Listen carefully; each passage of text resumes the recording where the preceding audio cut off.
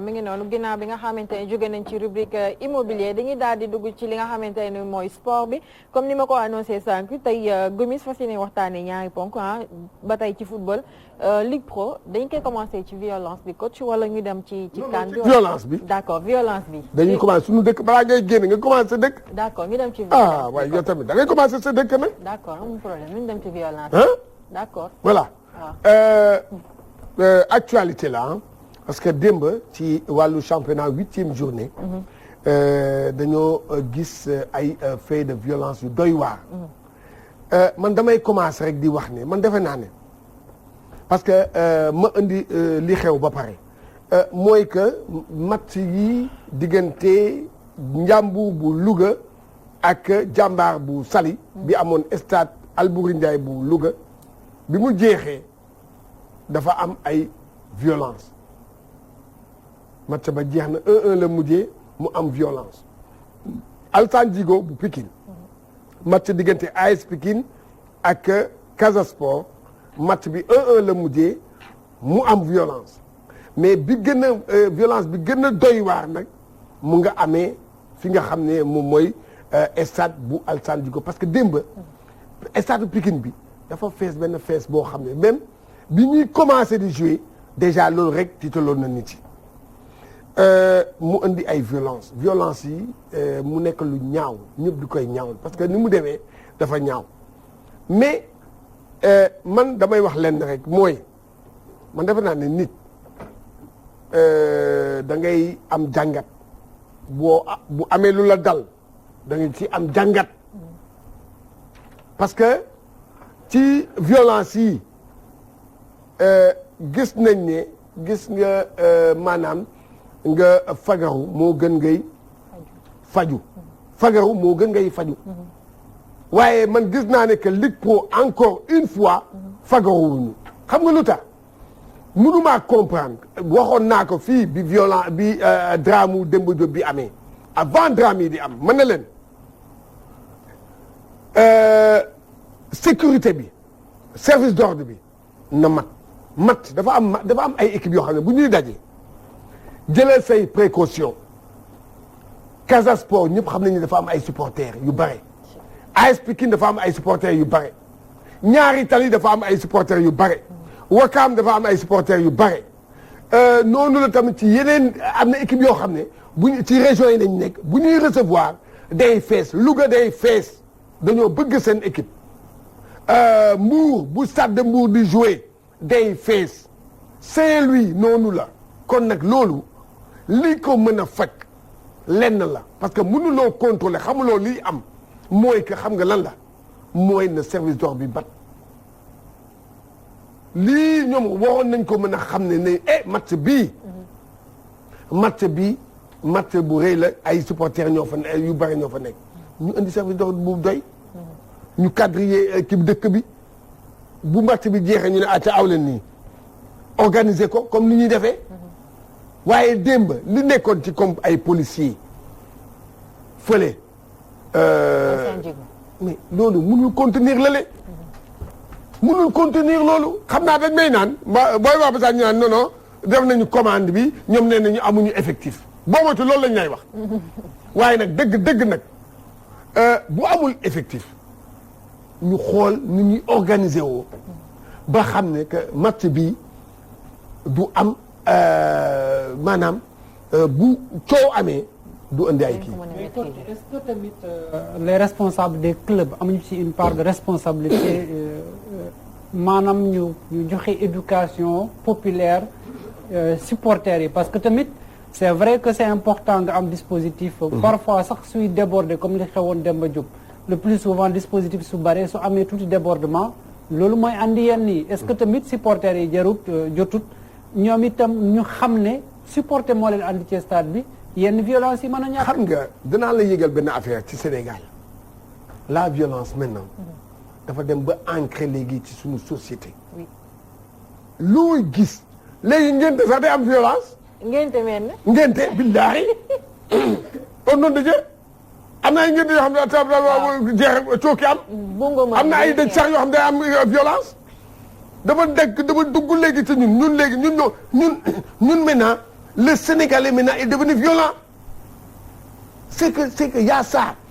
maanaam dëkk bi nu mu méttee ay yooyu moom moo créé yooyu léegi nit yi foo dem violence xool yee bon. ren sax pour jël oto sax violence a war dafay am. waaw dañuy xeex ci rang yi. parce que tamit problème d'emploi moo tax. da ngay moom laa lay wax non dëkk bi léegi violence moo fi ne non 1 2 3 xoolal doxantu rek ci mbedd bi balaa ngaa egg fi ngay egg nga gis léegi benn cooki. ñu àtte xeex léegi gars yi ñoo violent waaye léegi yow boo xamee loolu jël sa ay matuwaay. surtout. jël sa ay matuwaay yow da ngay jàpp ne. Cheikh Tidiane Gomis ak Khoudoss bi ngay dem fii ama ñaawal njox neel ñaa ñi balaa ñoo àggal léegi ñu xeex nga xool noo indi kii mais noonu la loolu la esprit boobu laa bëgg maanaam kii di organiser kii di nangam mu jël ko léegi man coach dama bëggoon intervenir ci ñaari point ci boobu les violences léegi yow Salma nuyu naa la balaa maa intervenir maa ngi doon xaar lii nuyu naa la maa ngi lay fay. yaa ngi si jàmm madame Guèye maa ngi sant bu baax. alhamdulilah di nuyu coach nuyu ñëw bokk plateau bi ak téléspectateurs yi. fay nañ la bu baax Salma Ibrahima Fall léegi Gomis léegi ci en fait dafa bokk ci samay cumikaay ni ma lay daggee nii quoi voilà. léegi bu gis nga loolu xam nga lii violence la non lii violence la di jël samay temps violence la xam nga lii laay waxati. léegi xam nga fii fu mu nekk nii bu ma jugoon tey am bi xam nga maa ngi bëgg a intervenir mi ngi dem ci sa temps léegi man ci ñaari point yi ma bëggoon intervenir coach mooy démb bi violence boobu amee stade Alassane Djigo am na ci yenn information yu ma dégg ñu ne penalty bu arbitre bi sifflé ci fin match bi moo waral violence bi am loolu bëgg naa xam est-ce que lu tegu la waaw wala déet beneen point aussi coach man li ma jaaxal mooy Casa Sport man ci li ma jàpp tout le temps bu ñu leen doon dégg dañ leen dégg ci wàllum fair play bañ nañ ko ba bu équipe nationale du football ñoom la ñuy gis ñu jiital ñu dem ndax fair play bi nga xamante ni moo nekk ci ñoom tey bu ñu demee ba ñoom ñu leen di dégg ci violence aussi est-ce que tamit xel yi du gën a jaxasoo ci équipe boo xamante ci ñoo xamante ni seen supporters yi fair play lañ leen xamee woon. waaw xam nga da ngay pour dire vrai xam nga du ma avancer ba di ragaluma kenn. lu ma gis man. damay wax waaye lu ma gisul. tam damay xaw a prudent. parce que version yi bare na. waa Casa yi ma dégg ñu wax nee nañu. ñoom bi match bi jeexee bi arbitre bi sifflé jeex.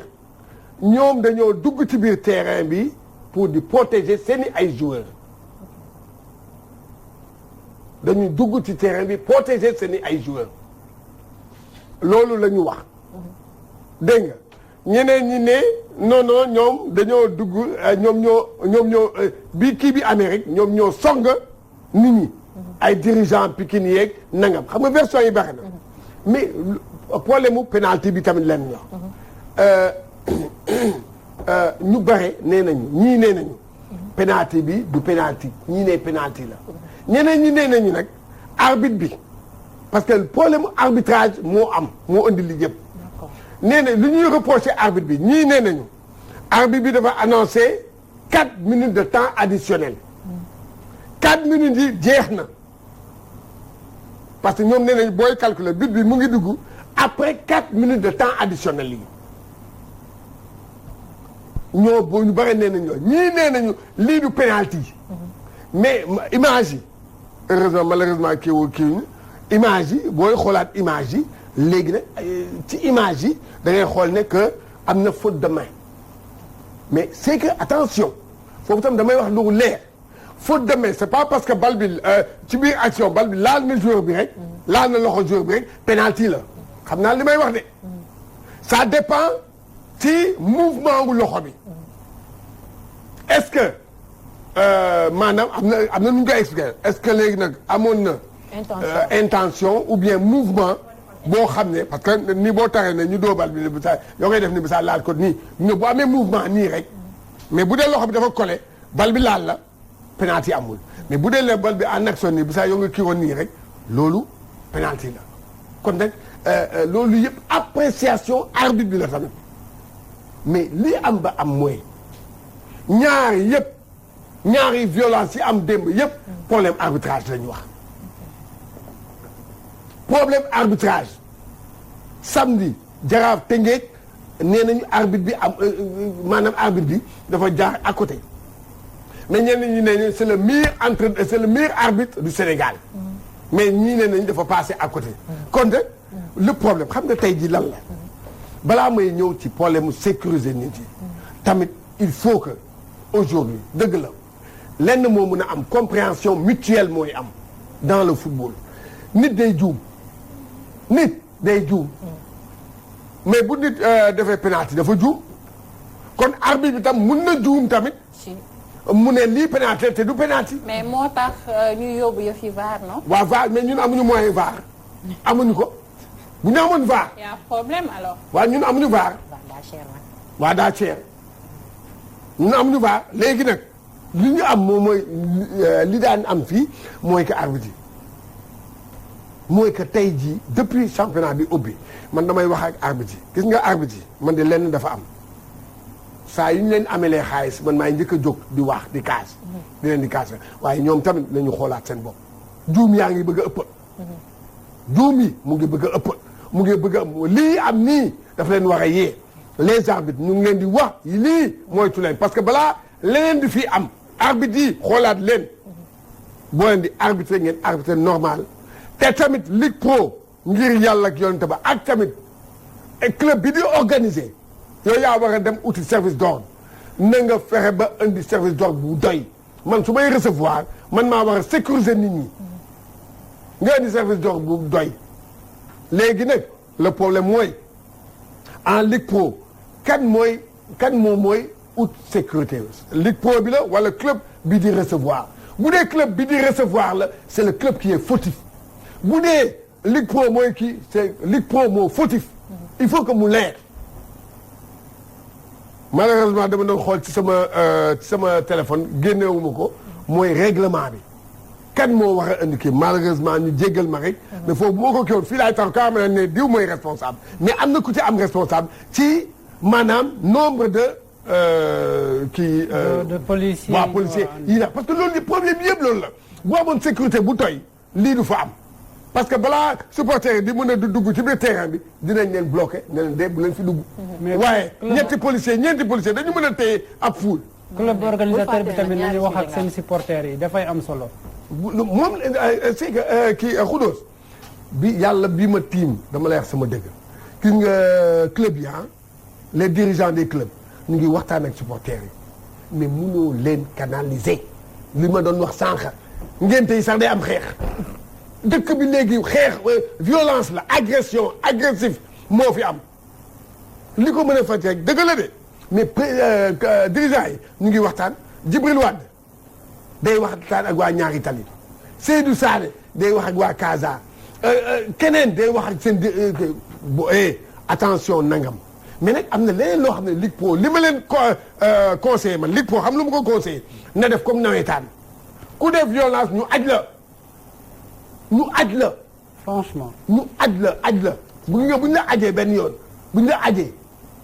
boo defee violence ñu aj la billaahi dina wàññi affaire yi. d'accord ñu dem ci deuxième point bi. waaw moo gën bon léegi ci biir semaine bi ci diggu semaine bi CAF dafa doon def benn séminaire pour xoolaa yeesalaat xool ay compétition rek Infantino man xam nga ko invité sax mu ñëw rek dugg toog maa ko wax. bokkuloo parce que non déet comme que léegi CAF léegi moom mooy papu CAF moom mooy bum di bum mi daa ñëw rek toog indaale proposition am nag. c'est normal papa kañ say doom bu ñii lii da nga ñëw. c'est noonu la. daa am fulla waaw léegi nag ñeneen dañoo ñàkk fulla. waaw dëgg la ñeneen dañoo ñàkk fulla amuñu benn fulla léegi nag moom mu ñëw mu indaale benn proposition bi xam nga mooy lan mu ne CAN léegi Coupe d'Afrique bi de dafa bëgg ñu koy jouer chaque 4 ans xam nga 2 ans ba 2 ans lañ koy jouer léegi waaw léegi nag nañ koy yóbbu 4 ans ba 4 ans mu méngoo ak yeneen compétition continentale yi parce que Europe seen Euro bi ñu ngi koy jouer chaque 4 ans Amérique du Sud moom la ñuy wax kii seen coupe boobu. waaw Copa América kii boobu tam ñu ngi koy jouer chaque 4 ans. Asie day jouer chaque 4 ans Afrique rek mooy jouer chaque 2 ans loolu mu ñëw mu ne nag léegi loolu dañ koy def comme ça mu gën a xam nga mu wax waxam teg na ko ci table bi léegi nag CAF moom mooy décider léegi xam nga dafa am lenn loo xam ne moo am man boog sama xalaat l'idée est bonne neexul ba neexul l'idée est bonne waaye lan moo ko sumb lan moo indi loolu lépp lu mu def lépp lu Infantino di def il a une idée derrière. am na idée derrière boo xam ne ça n'arrange pas ça ne fait pas l'affaire de l'Afrique parce que bu amul bu doon gis nga idée bi yàgg na am lii gars yi dañu def ne xam nga loolu moo tax may wax sama kiiwu journaliste ma ne leen dafa baax ngay xam historique u maanaam dara man je me rappelle idée bi ki ko njëkk a lancé xam nga moo doon kan idée bi ki ko njëkk a lancé moom mooy Sepp Blatter bi mu fiy nekk bi muy soog a ñëw président FIFA moom secrétaire généralu FIFA la woon mu falu nekk président rek mu indi idée boobu moom c'est lan c'est un Européen suisse la il défendait les causes du football européen mu ñëw ayatu ne ko maa bañ kenn du ko fi def muy xeex di ñefe saa yi ko indee ci table Afrique rejeté ko saa yu ko indee ci Afrique gars yi rejeté ko muy ñëw ba sax mu dem yoonam kii nag ñëw kii tamit c'est un lan c'est un Italien c'est un Européen lépp lu ñuy def gis nga Europe lépp lu ñuy def président FIFA bi day ànd ak ñoom c'est que noonu la ko kii 4 ans kenn newul ne baax na parce que xam nga Coupe d'Afrique gis nga loo xam ne bu xawee yàgg boog sama xalaat la day yàgg day loo gëj a def day neex. boo koy xaanoon mais waaw nam ko nangam yooyu yëpp nii na mais est-ce que loolu tey jii dana arranger CAF sur le plan financier parce que CAF dafa soxla xaalis est-ce que dina ko arranger est-ce que dana arranger maanaam club yi joueurs yi yooyu yëpp mooy question yoo xam ne moom moo war a am waaye nag li am ba am mooy man Infantino man mii Cheikh Tidiane Gomis man wóoluwuma ko. en tout cas loolu du mën a encourager la constance des joueurs au niveau des équipes nationales africaines parce que booy jël ñun rare ngay am les 23 sélectionnés de cette Coupe d'Afrique nga amaat ñooñu Coupe d'Afrique bi ci topp. donc bu ko defee boo ko naree def 4 ans ça veut dire que chaque 4 ans tu risques d'avoir une nouvelle équipe. et puis tamit c'est la politique européenne quoi que l'on puisse dire parce que ñun suñu championnat bi kenn du ko seetaan donc su ko defee ça encourage les Européens pour ñu mën a am un temps de jeu pour aussi les. waaw y a ça aussi parce que ça fait quel que soit lu mu munti ça fait l'affaire des Européens. des clubs européens. ils sont tellement puissants. ñoom lu ñu wax mooy am. loolu daf leen di arranger parce que 4 ans day permettre seen joueurs yi xam nga mais chaque 2 ans. joueur bi di dem en Afrique di jouer ay compétition di nangam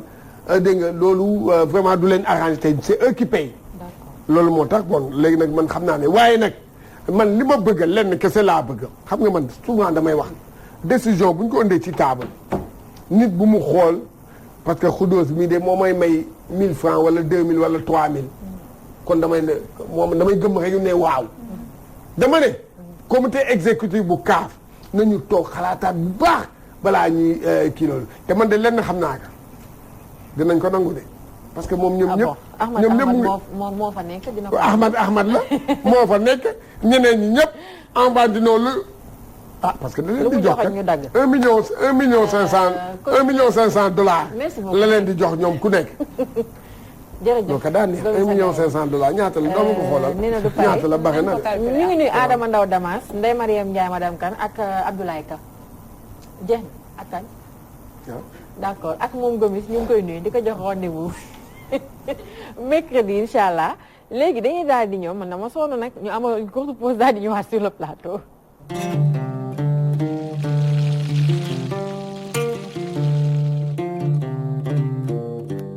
Connais-tu mon beau village qui s'étale sur mes régales, sur du pain ou une tartine, à table ou à la cantine.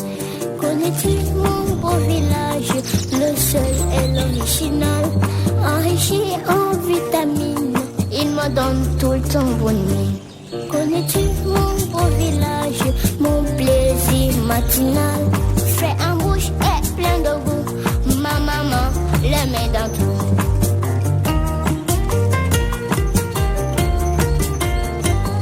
Village, le meilleur en tartines et en cuisine.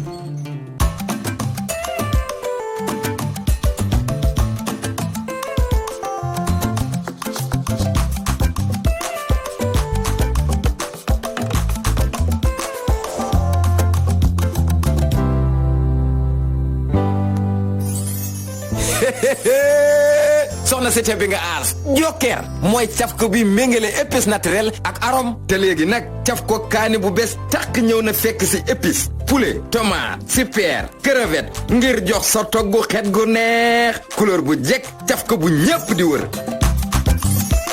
ak Joker yaay chef